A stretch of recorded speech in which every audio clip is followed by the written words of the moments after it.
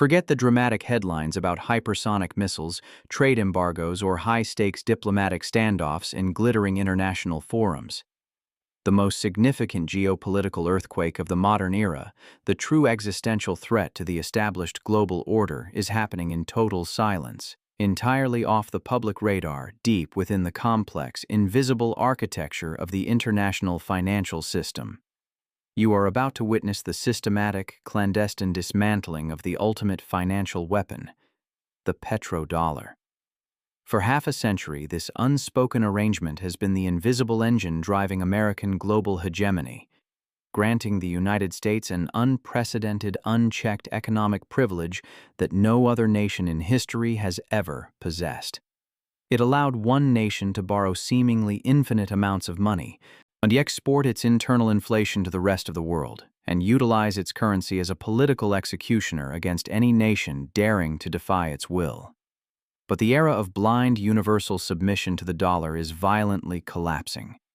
The diverse, powerful economies of the global south, led by the BRICS alliance and surging African nations, are no longer just grumbling about Western financial manipulation.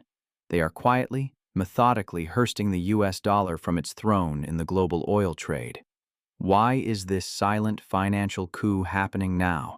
And how exactly are these developing nations managing to pull the plug on the largest financial empire the world has ever seen without firing a single bullet? Enter the invisible abyss where the rules of global power are being rewritten. In order to truly comprehend the catastrophic implications of what is happening today, you must first strip away the complex academic jargon and understand the fundamental, almost magical mechanism of the petrodollar system. The arrangement, solidified in the 1970s, was deceptively simple but monstrously powerful. In exchange for military protection and absolute political security, the massive oil-producing Kingdom of Saudi Arabia agreed to a historic deal. All oil sales, everywhere in the world, must be denominated, priced, and settled exclusively in US dollars. This was not merely a trade agreement. It was a fundamental shift in global financial gravity. Suddenly, every industrial economy on planet Earth, if it wanted to keep its factories running and its citizens moving, absolutely had to acquire US dollars. It did not matter if they were trading with Germany or Japan. They first had to sell their own goods to the United States or convert their local currency to acquire the dollars required to purchase vital energy resources. This manufactured global dependency created an insatiable, artificial demand for the greenback, effectively allowing the U.S. government to run massive fiscal deficits that would instantly bankrupt any other nation. They could print endless amounts of money to fund wars, domestic programs, and advanced technologies, knowing that the rest of the world, desperate for energy, would always be forced to absorb that newly printed currency. The petrodollar system converted U.S. debt into a vital, unavoidable global utility, and it granted Washington what was famously called the exorbitant privilege, the unique ability to consume far more wealth than it produced, with the entire world footing the bill. But the real reason the global south is actively killing this hyper-profitable arrangement isn't simply because of envy, economic fairness, or the natural rise of competing economies. The core driver is absolute existential survival and deep, burning resentment. For decades, developing nations watched helplessly as the United States ruthlessly weaponized this unique financial dominance. When Washington decided it disliked the political direction of a sovereign nation, whether it was Iran, Venezuela, Libya, or now Russia, it did not always need to send in the aircraft carriers. Instead, it would simply utilize its control over the global dollar architecture to impose crippling financial sanctions. By cutting a nation off from the SWIFT international payment messaging system, which is entirely dollar-dominated, the United States could effectively disconnect an entire country's economy from the rest of the world in a fraction of a second. This was not economic competition. It was financial extraterritoriality, an assertion that American law superseded national sovereignty everywhere. Dollars were used. Developing nations realized with terrifying clarity that as long as they were forced to trade vital resources in US dollars, they were effectively trading in a currency controlled by a foreign hostile entity that could freeze their reserves or declare their primary export illegal at any moment. The dollar was not a neutral medium of exchange. It was a political executioner, a financial leash that kept the global South perpetually compliant. The true catalyst that transformed this simmering resentment into a coordinated global rebellion was the unprecedented and explosive financial weaponization against Russia following the events of 2022. The swift, total expulsion of major Russian banks from SWIFT, and most critically, the unprecedented seizure of over $300 billion in Russian sovereign foreign reserves, sent a wave of shock and paralyzing terror throughout every capital city in the global South. If the United States could arbitrarily freeze the accumulated wealth of a G20 nation and permanent UN Security Council member, then absolutely no developing country, no matter how vital its resources, was safe. The illusion of a rules-based, neutral international financial order was instantly vaporized. Every oil minister from Riyadh to Abuja realized they were not accumulating wealth. They were accumulating promises that could be revoked at the whim of Washington. This was the catastrophic strategic awakening. Developing nations understood that reducing reliance on the petrodollar was no longer a theoretical geopolitical goal. It was the absolute precondition for maintaining national security and economic sovereignty in a new era of overt, unrestrained financial warfare. The search for alternatives, previously a slow, cautious endeavor, instantly became an urgent, coordinated national priority. This coordinated revolt is not a sudden, explosive decoupling. It is a slow, methodical, and incredibly effective campaign of financial asymmetric warfare. The global South is not attempting a clumsy direct assault on the monolithic U.S. financial system. They are simply bypassing it entirely, bursting it with local currencies. This isn't just theory. We are witnessing the concrete dismantling in real time.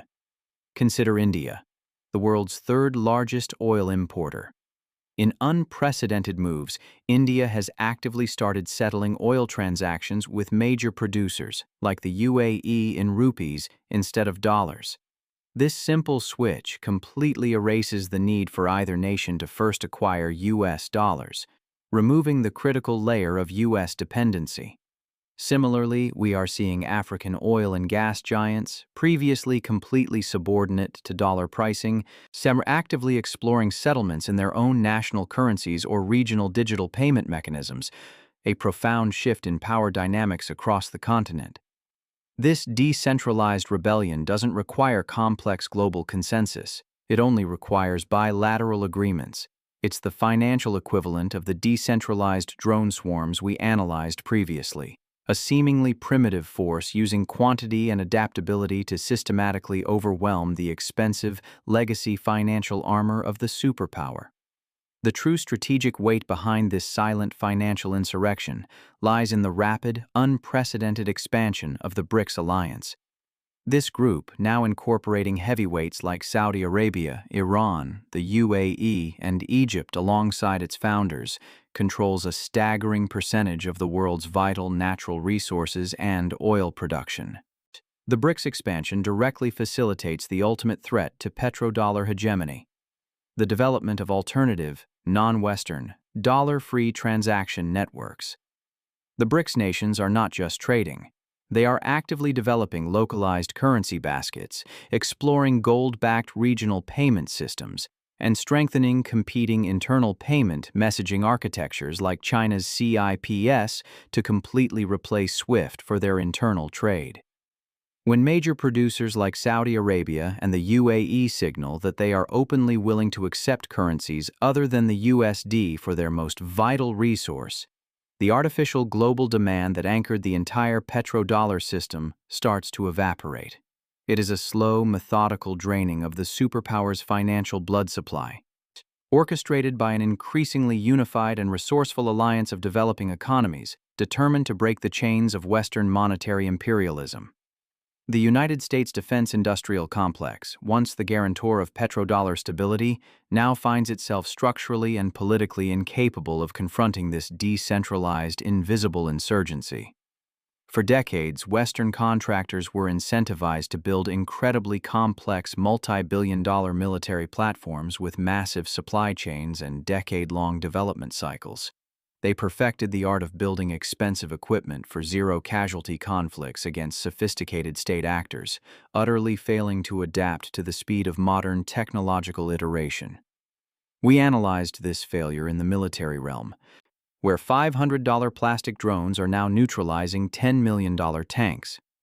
This exact dynamic is now mirroring in the financial sphere. A superpower built on economic complexity, heavy leverage, and rigid bureaucratic control cannot move at the speed of decentralized, software-driven bilateral trade agreements. While the U.S. spends years and billions attempting to update its rigid financial defense layers, the Global South is iterating, swapping components, and finding off-the-shelf alternatives every 48 hours. The empire is attempting to fight an agile, open-source economic insurgency using a slow, bloated, incredibly expensive bureaucratic machine. The traditional financial doctrine has become obsolete. Unable to comprehend that quantity and rapid adaptability of local currencies have a profound quality all their own in this new era of decentralized warfare. The proliferation of these decentralized payment systems has permanently broken the U.S. monopoly on financial coercion and advanced precision-guided economic violence. This represents a monumental shift in the global balance of power, arguably more significant than any terrestrial battlefield victory. You are not just observing a minor adjustment in global trade. You are witnessing the definitive, irreversible, and quiet death of an entire geopolitical epoch. The era of the unquestioned, invincible financial superpower is collapsing under the unsupportable weight of its own unsustainable economic complexity, systematically dismantled by the brutal, unforgiving efficiency of asymmetric financial tactics. The trillion-dollar Western financial doctrines are being violently rewritten by motivated financiers, digital architects, and resources ministers in Africa and Asia. They have privatized the global flow of money and energy, turning the interconnected nature of the modern world, which was once the ultimate vulnerability, into the Global South's defining strategic advantage. But as terrifying as this current collapse is for the established order, we are only witnessing the primitive infancy of unmanned financial combat. The shift away from the dollar is only the precursor to a much more profound and inhuman global contest that is already emerging. But as you look out over the London skyline, you see the next grand paradigm shift already emerging on your secure monitor. The minerals are running out. The megacorp is already pivoting to the next grand extraction. The next colonization isn't just about digging deeper under the ground, it's about extracting data directly from under your skin.